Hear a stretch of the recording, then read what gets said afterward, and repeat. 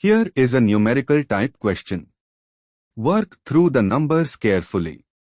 Let us solve it step by step. Let us begin solving this step by step. Determine X number of Hain steps to remove nitrogen from quinolizidine. Quinolizidine is a bicyclic amine where nitrogen sits at the junction of two fused six-membered rings, a 4.4.0 bicyclic system with N at the bridgehead. To remove nitrogen via Hofmann exhaustive methylation, we must open all rings containing nitrogen. Let us first understand the key concept here. Each Hain cycle involves a. Methylation of N to quaternary ammonium salt, then b. Hofmann elimination to give an alkene and a tertiary amine or open-chain amine. For a bicyclic amine with N at the ring junction, two rings must be opened.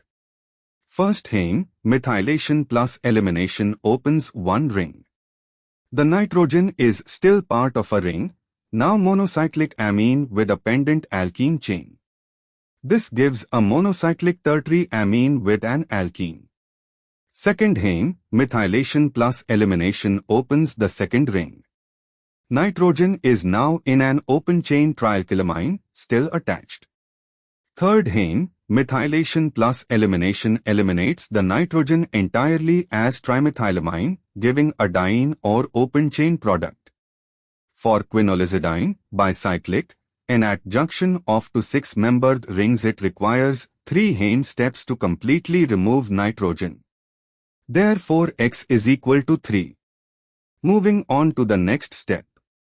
Determine Y number of possible E2 products, including stereoisomers, from 2-bromobutane with ALC. KOH.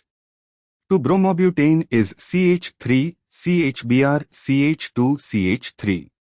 E2 elimination can remove H from either the adjacent carbon on the left, C1 giving 1-butene, or the right, C3 giving 2-butene. From C1, removing H from CH3 gives 1-butene, CH2 is equal to CH, CH2, CH3. This is one product, no EZ isomerism possible, terminal alkene. One product. From C3, removing H from CH2 gives 2-butene, CH3, CH is equal to CH, CH3. This can be E or Z, CI strands. Two products, E, 2-butene and Z, 2-butene. Total Y is equal to 1 plus 2 equals 3. And for the final step, sum X plus Y is equal to 3 plus 3 equals 6.